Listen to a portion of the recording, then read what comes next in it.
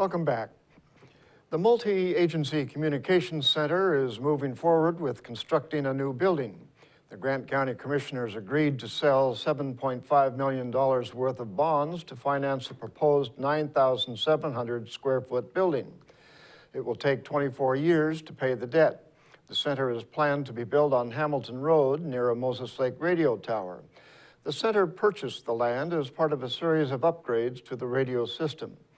A portion of the 0.1% sales tax approved by voters in 2005 for radio system upgrades will be used to pay for the new building. The center is presently using about $740,000 of the roughly $1.8 million in revenue from the tax to pay a 20-year bond used to pay for the radio upgrades. A new building was never included in the materials given to voters in 2005.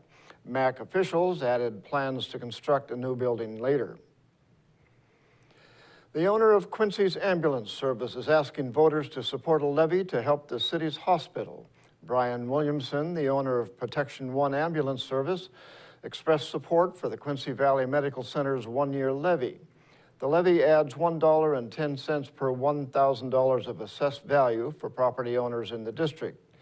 The levy is aimed at paying a portion of the hospital's roughly $4 million debt to Grant County. County officials want the amount brought down to $2.5 million. Protection One's owner stated the hospital is necessary to provide a place to stabilize patients before they are taken to another hospital. In Northwest news, Republican U.S. House candidate Clint Didier has dropped his federal lawsuit against a volunteer for his opponent's campaign over an alleged misuse of state resources.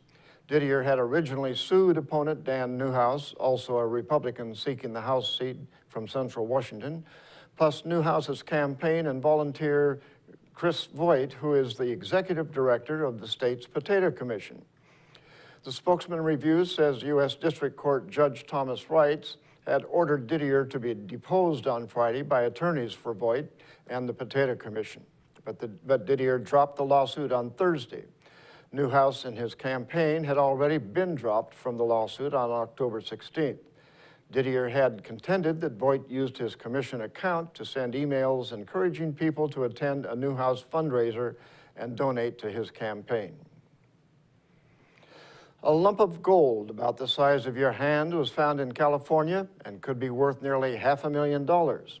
For CNN, reporter Rob Roth shows us the nuggets that could make a prospector very rich.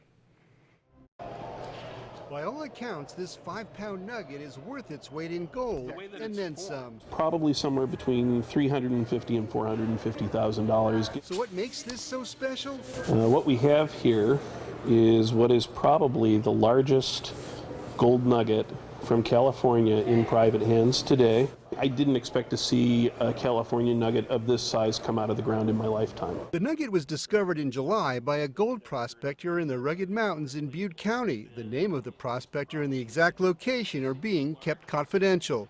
The nugget will be on display and up for sale here at the San Francisco Fall Antique Show at Fort Mason from tomorrow through Sunday. They are letting me hold the gold, but unfortunately they won't let me walk out with it. If you look really carefully, David McCarthy, a precious metal and rare coin expert, says the nugget is millions of years old. some sort of action of water actually crushed this down. The nugget was somehow missed by the hardscrabble prospectors who swept into California in the 1840s and 50s during the gold rush, an era that helped turn San Francisco from a settlement to a boomtown that's been booming ever since. This is the coin out of the Saddle Ridge hoard that's been called the $1 Million coin. It is one of the gold coins found by the bucketful earlier this year in a couple's backyard in the Sierra. About 3/4 of them have already been sold to collectors. But these days, all eyes are expected to be on this rock, now on sale for a price even higher than a World Series ticket. In San Francisco, Rob Roth, KTVU, Channel 2 News. And that's going to do it for us here at iFIBER 1 News. We want to thank you for watching. We'll see you again tomorrow.